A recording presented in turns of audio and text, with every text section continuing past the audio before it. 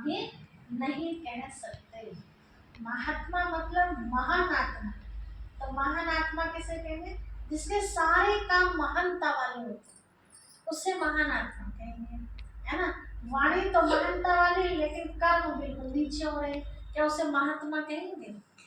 इसलिए छोटे बच्चों को कहते हैं बिल्कुल महात्मा समान, मतलब उसके अंदर हमें कोई बुराई नजर नहीं है, तो उसे महात्मा कहते हैं। तो बाबा कहते हैं इस समय किसी को कह सकते हैं महात्मा? सारी बुराइयों को तो ज्ञान है, महात्मा कैसे कह सकते हैं? महात्मा किसे कहेंगे? जिसे कोई बुराई के बारे में पता है। जैसे बच्चा निश्चल होता है, प्योर होता है, तेरा मेरी मेरा, फिर उसके अंदर अब जैसे जैसे बड़ा होता जाता है उसे पता है कि ये गिलास हमारा है, तो देगा किसी को। लेकिन छोटे से बच्चे से पूछो, उसे पता है हमारा क्या तुम्हारा नहीं, उसका सब कुछ अपना ही है। दूसरे के घर भी जाएगा उसे भी खा लेगा, है ना, और अपनी चीज भी दूसरे को दे देगा, क्योंकि मेरा तेरा उसके अंदर है ही नहीं। तो बाबा हमें सिखा रहे बच्चे बिल्कुल पवित्र बनना। पवित्र का मतलब है स्वच्छ आत्मा। अब स्वच्छ कैसे बनेंगे? यहाँ से स्टार्टिंग है ना। अगर हमारे अंदर से सोच ही स्वच्छ है तो सुनेंगे भी कैसा? स्वच्छ सुनेंगे, गंदा तो सुन नहीं सकते। देखेंगे भी कैसा, बोलेंगे भी कैसा, करेंगे भी कैसा। तो स्टार्टिंग कहाँ से? सोच से, है ना। उस दिन गीत सुनाया था ना सलोनी बहन जी ने, जैसा सोचेंगे वैसा बन जाएंगे ऑटोमेटिक। बाबा प्रश्न पूछ रहे हैं, सत्युगी राजाई का इनाम किन बच्चों को प्राप्त होता है? सत्युग की स्थापना का कार्य चल रहा है, तो सत्युग का इनाम किनको मिलेगा? जिसके भाग में, जिसके भाग्य। और भाग्य बनता कैसे?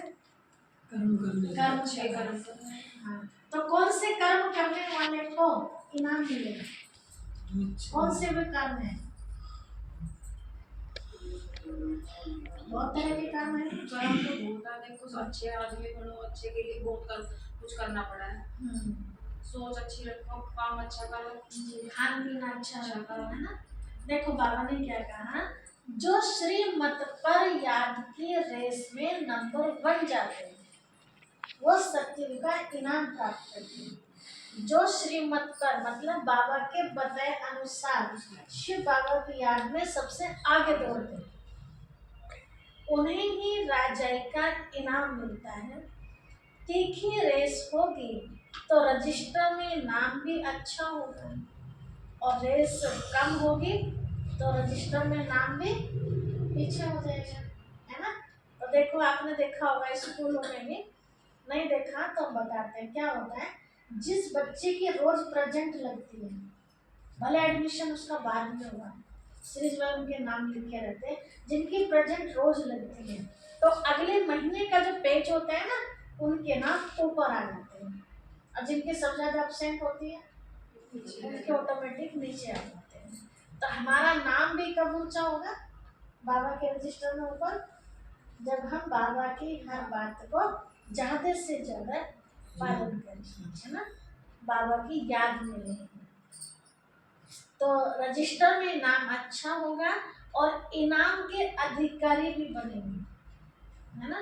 देखा होगा आपने, जो अच्छी नंबर लेके आते हैं उन्हें गवर्नमेंट भी इजाफा देती है अलग से, और स्कूल से भी उनको इनाम मिलता है ना। होशियार बच्चे होंगे उन्हें अलग से तनख्वाह देते हैं। और स्कूल का नाम वाला होता है तो टीचर भी खुश होकर उसको बच्चे को कुछ ना कुछ तोहफे के रूप में देते हैं। हमारी सलोनी बहन है ना, बचपन में इतने, अभी भी तीखी है पढ़ने में, स्कूल मीडियम पढ़ती थी स्कूल में, तो जितने भी बच्चे थे लगभग 550-600 बच्चे थे स्कूल में, टॉप पर आते थे।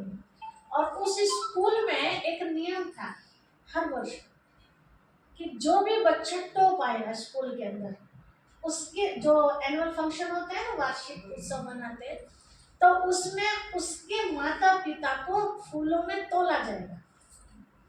उसने कई बार अपने मम्मी पापा को तोलवाया, कई बार, एक बार में कई बार। तो सब तरह से अच्छी है। हाँ, गुणों में भी बहुत अच्छी है, पढ़ाई में तो थी, और शिव बाबा की पढ़ाई में भी बहुत अच्छी है। थोड़ा उसका शरीर का हिसाब किताब ठीक नहीं था, नजला। कल मेरठ गई थी तो नजला हो गया उसको। तो बाबा कहते हैं बच्चे तो ऐसे हमें भी ऐसे बोलना है ना। कहते हैं संग तारे कुसंग बोले। अच्छा अच्छे बच्चों का संग करेंगे ना तो हम भी कैसे हो जाएंगे, अच्छे। इसलिए स्कूल में संभाल करते हैं ना कि वो बच्चा पढ़ाई नहीं करता है, बेटा उसके साथ में जाइए, तो देखो वो रात दिन पढ़ता रहता है ना, उसके दोस्त बनिए, क्योंकि उसके जैसा बनाना ना हमें। तो इसलिए कहा बाबा ने कि रजिस्टर में अच्छा नाम होगा तो इनाम के अधिकारी बनेंगे। तुम बच्चे दूरदेशी बन बड़ी दूर की रेस करते हो। दूरदेशी बन मतलब सोच के चलता है। बड़े बुजुर्ग भी इस बात को कहते थे कि बच्चे भविष्य तक का सोच के चलो। आज तो हमने कमा लिया, कल कमाने लायक रहे ना रहे कुछ पता है, कुछ नहीं पता। मौसम खराब हो जाए, तबीयत खराब हो जाए, कोई और परिस्थिति आ जाए, हमारे पास कमाया हुआ एक्स्ट्रा रखा होगा तो आराम से खुद भी खा सकेंगे, दूसरों को भी खिला सकेंगे। और जब उतना ही कमाएंगे और खा के खत्म, कल का कल देखा जाएगा, तो क्या होती उनकी हालत जानते हैं। अंत में आकर उन्हें पछताना पड़ता कि अरे जब जवानी भर थी तो कमा सकते थे हम, आज बुढ़ापे में आराम से बैठ के खाते। लेकिन जो इस चीज का ध्यान नहीं देते, तो कहते हैं कल का कल देखा जाएगा, तो कल उनका कैसा होता है, खराब होता है। और जब कल के बारे में सोच के चलते हैं पहले से, उनका कल बेहतर होता है। तो बाबा हमें क्या कह रहे हैं, बच्चे दूरदेशी बनो, मतलब दूर तक का सोच के कदम उठाओ। हम जो आज कर्म कर रहे हैं इसका परिणाम क्या होगा पहले सोचे, उसके बाद हम कदम उठाए, तो कभी भी हम मार नहीं खा सकते, चढ़ती कला में रहेंगे। 1 सेकंड में निशान तक पहुंच कर वापस लौट कर आते हो, चेक करो अब कहाँ निशान तक, हमारी मंजिल कहाँ है, कहाँ के रहने वाले हो, आत्मा कहाँ की रहने वाली, परम धाम। चित्र में आप देख रहे हैं तो बुद्धि, आत्मा तो रियल में बाद में जाएगी, पहले हमें बुद्धि से जाना होगा, है ना।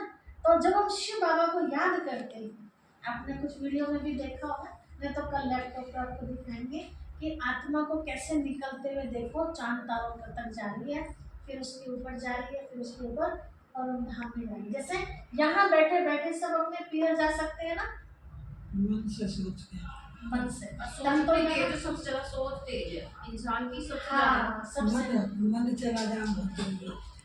मन की स्पीड से ज्यादा स्पीड किसी की नहीं, वो कपड़े मांग रहा हूँ, बता ठीक है।